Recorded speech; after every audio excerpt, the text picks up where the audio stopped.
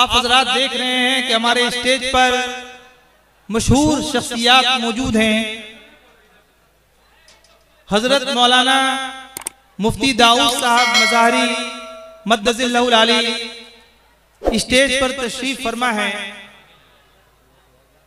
حضرت ضلع بیگو سرائے کے مستند اہل فتاوی میں شامل ہیں. اور آپ حضرات جانتے ہیں، ذرا پیچھے چلیے، آج سے 15 سال 20 سال پہلے ضلع بیگو سرائے میں علم و عمل کی دنیا میں اگر کوئی سکہ چلتا تھا تو وہ حضرت مولانا مفتی داؤد صاحب مظاہری کا سکہ چلتا تھا. جب کوئی دینی پروگرام ہوتا، کوئی پنچایت ہوتی، کہیں کوئی مسئلہ کھڑا ہوتا، طلاق کا کوئی واقعہ پیش آتا، تو لوگوں کی زبان پر جو نام آتا تھا وہ حضرت مولانا مفتی داؤد مظاہری صاحب مدد اللہ العلی کا نام آتا تھا. ہم سب کے لیے خوشی کی بات بھی ہے اور مسرت کی بات بھی ہے کہ ہمارے درمیان حضرت مولانا مفتی داؤد صاحب مظاہری مدد اللہ العلی تشریف فرما ہے. میں بڑے ادب و احترام کے ساتھ حضرت سے درخواست کرتا ہوں کہ حضرت تشریف لائیں اور اپنے مواعظ حسنہ سے ہم تمام لوگوں کو مستفیض فرمائیں. ایک بار پھر میری ان تمام حضرات سے گزارش ہے، درخواست ہے، اپیل ہے، جو حضرات میدانوں میں، دکانوں پر، بازاروں میں گھوم رہے ہیں، وہ جتنا جلد ہو سکے اس پروگرام میں جلسہ گاہ میں آنے کی کوشش کریں.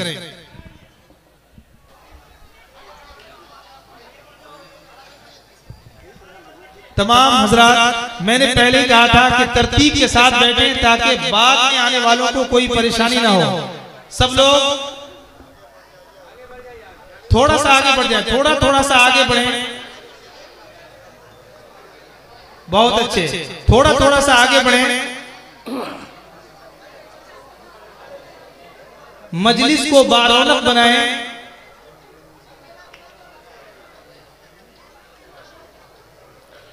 بسم اللہ الرحمن الرحیم.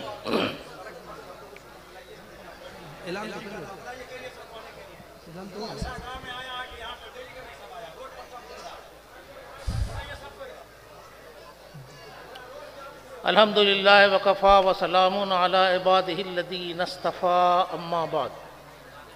اعوذ باللہ من الشیطان الرجیم.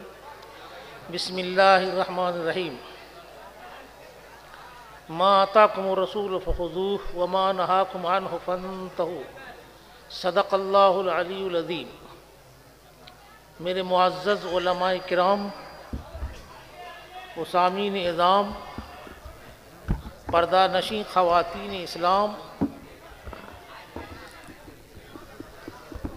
میں نے قرآن کریم کے آ جائیں، جلسہ گاہ میں آنے کی کوشش کریں. بار بار اپیل کی جا رہی ہے، گزارش کی جا رہی ہے، آپ منتظمین کی اپیل پر توجہ دیں.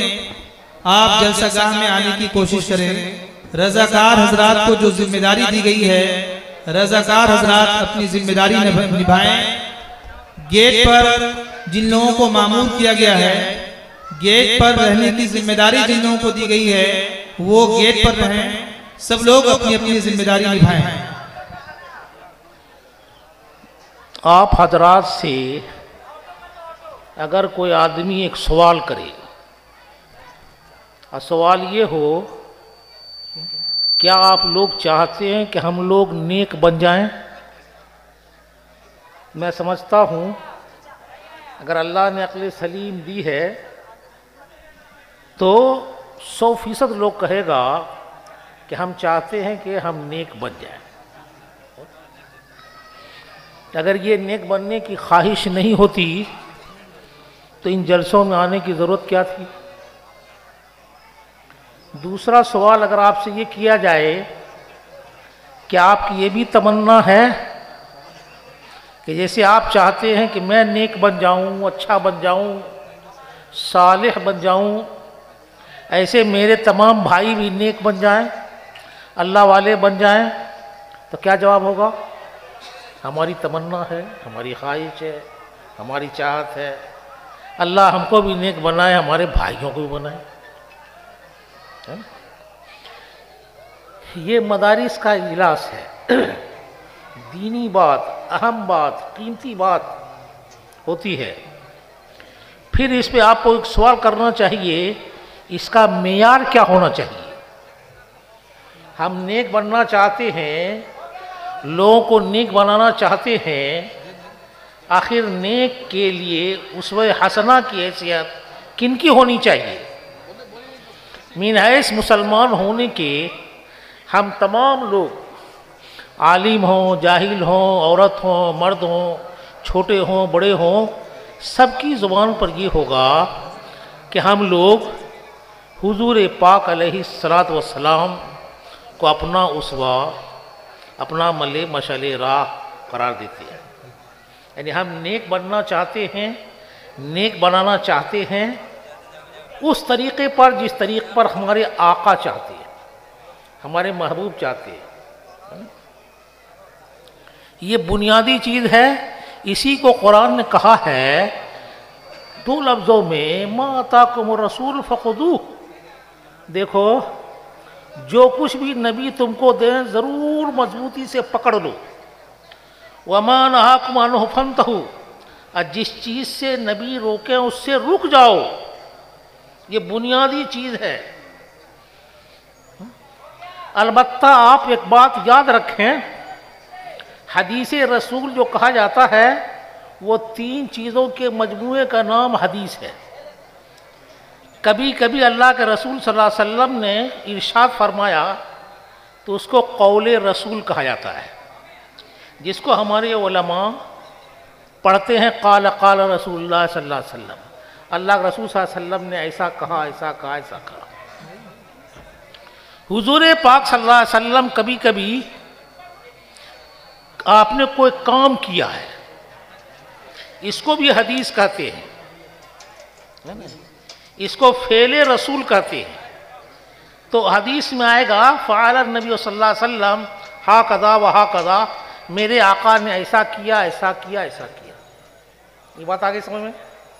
ایک چیز ہے کہ اللہ کے رسول صلی اللہ علیہ وسلم نے کسی چیز کو دیکھا، کسی کو کرتے ہوئے دیکھا، لیکن آپ خاموش ہو گئے، آپ نے کچھ نہیں کہا، اس کو بھی حدیث کہتے ہیں۔ بس یہی میرا مرکز بحث ہے کہ سکوت رسول، قول رسول، فعل رسول، سکوت رسول، صرف سکوت رسول حجت ہے، دلیل ہے۔ کسی بھی بات پر آپ نے دیکھا، کسی کو کرتے ہوئے آپ نے ٹوکا نہیں تو سمجھیے کہ جائز ہے، سمجھ جائیے کہ جائز ہے۔ نبی کسی کا غلام نہیں ہوتا ہے، نبی پر سچی بات کہنا ضروری ہے، دنیا مخالف ہو یا موافق اس کی وہ پرواہ نہیں کرتا ہے۔ آج ہم ایک بہت ہی بڑے فتنے میں مبتلا ہیں، کوئی بات اگر بری ہوتی ہے، کوئی غلط بات ہو رہی ہے، اس کا رواج پکڑ گیا تو عام طور پر ہم لوگ کہتے ہیں کہ فلاں بڑے عالم تھے، بڑے محدث تھے، بڑے فقیہ تھے، بڑے بزرگ تھے، انہوں نے تو کچھ نہیں کہا۔ آج کے نئے عالم علماء ایسا کرتے ہیں، ایسا منع کرتے ہیں، ایسا تو انہوں نے نہیں منع کیا۔ یہ اگر بنیادی چیز آپ کے ذہن میں ہے کہ سکوت، خاموش ہو جانا کسی کے لیے حجت نہیں ہے، یہ صرف نبی کی بات تو کہی جا سکتی ہے، کسی بھی عالم علماء، کسی بزرگ، کسی قطب، کسی ابدال کو دلیل میں آپ نہیں پیش کر سکتے ہیں کہ انہوں نے کیا۔ میں آپ کو ایک مثال بھی دے رہا ہوں۔ اپنے بزرگوں میں حضرت شیخ نظام الدین محبوب الہی دہلوی رحمۃ اللہ علیہ، کتنے بڑے پائے کے بزرگ، اللہ کے محبوب ہیں، ہمارے آپ کے بزرگ ہیں۔ وہ سما کے قائل تھے۔ سما اس زمانے میں 4 شرطوں کے ساتھ جائز، کوئی بھی اس میں امرد نہ ہو، خواتین نہ ہو، ڈھول باجا نہ ہو، کوئی بات نہ ہو، تب اس کی گنجائش ہوتی تھی، ورنہ نہیں۔ بہرحال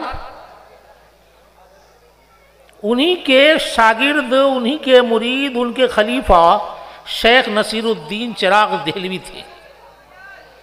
ایک مرتبہ حضرت محبوب الہی علیہ الرحمہ کے تمام خلفاء کی جگہ جمع ہوئے اور ہر ایک کی چاہت ہوئی، خواہش ہوئی کہ آج اپنے پیر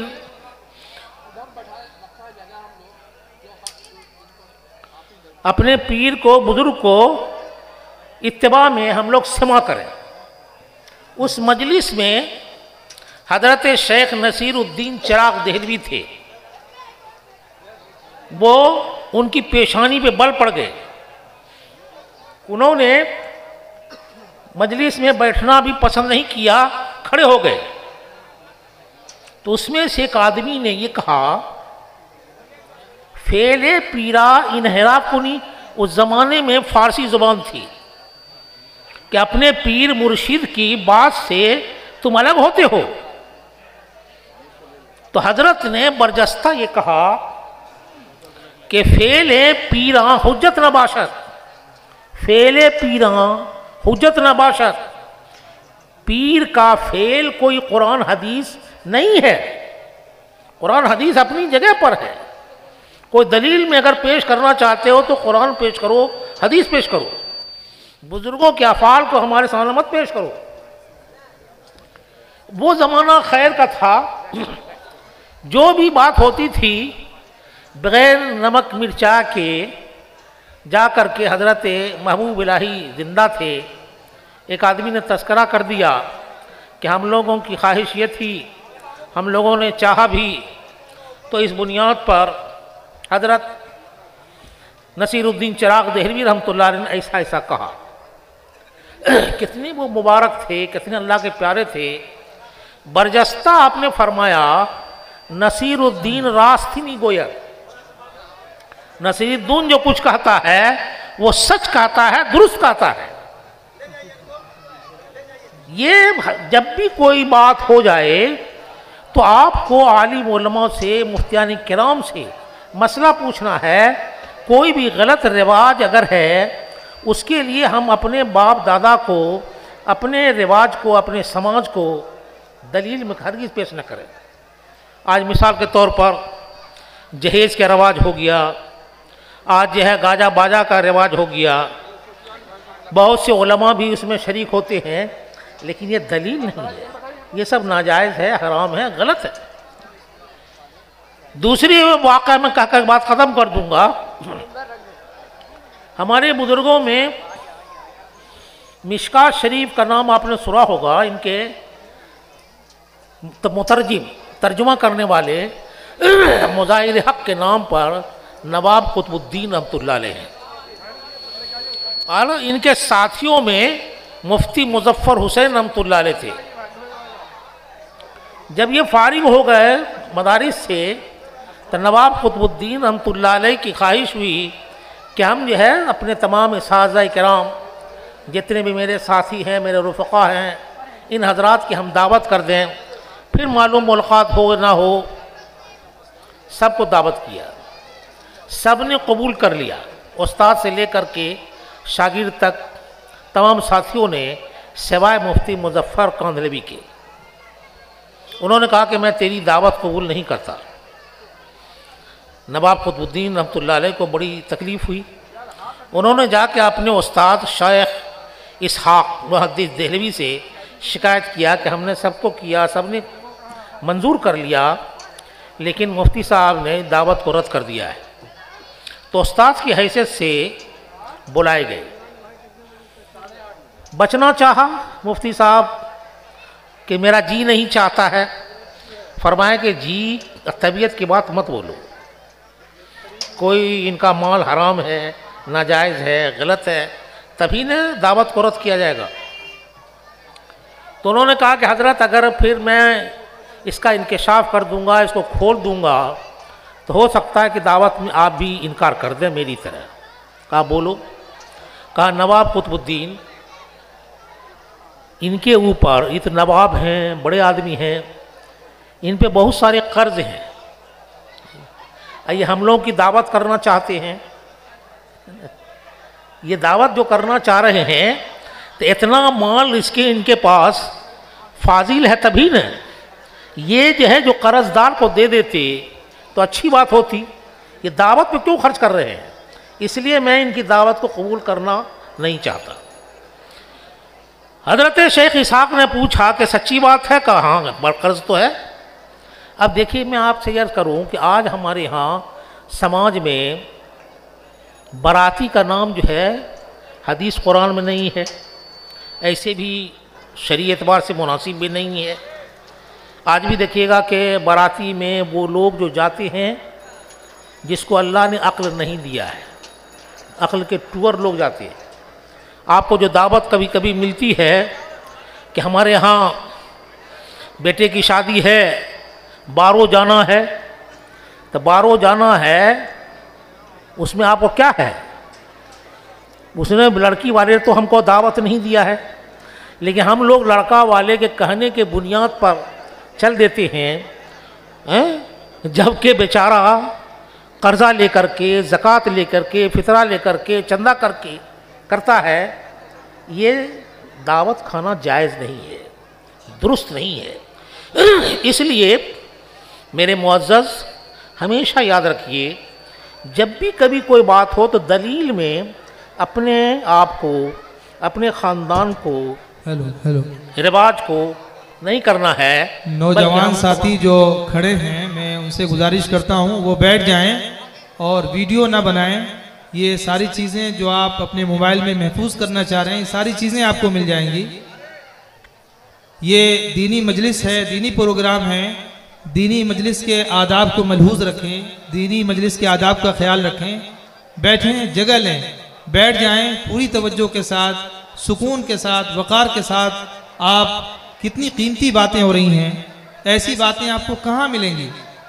ایسی باتیں آپ کو کس موبائل میں ملیں گی؟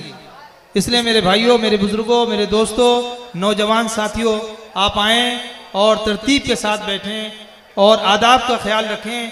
انشاءاللہ یہ ساری چیزیں سب محفوظ کی جا رہی ہیں اور آپ پروگرام کے بعد یہ ساری چیزیں آپ تک پہنچ جائیں گی۔ بہرحال میں یہ صرف ایک بات یہ کر رہا تھا کہ جب کبھی بھی آپ شادی بیاہ کریں، کوئی بھی کام کریں، گھر کا افتتاح کریں، دکان کا افتتاح کریں، جو بھی کام کریں، آپ کا رابطہ اہل علم سے ہونا چاہیے۔ کیا چیز درست ہے، کیا چیز ناجائز ہے، کیا غلط ہے، کیا صحیح ہے، یہ بنیادی چیز ایک مسلمان کو جاننا بہت ضروری ہے۔ اللہ تبارک تعالیٰ کہنے والے، سننے والے ہم تمام لوگوں کو ان باتوں پہ عمل کرانے کی توفیق عنایت فرمائے۔ آمین۔ جزاک اللہ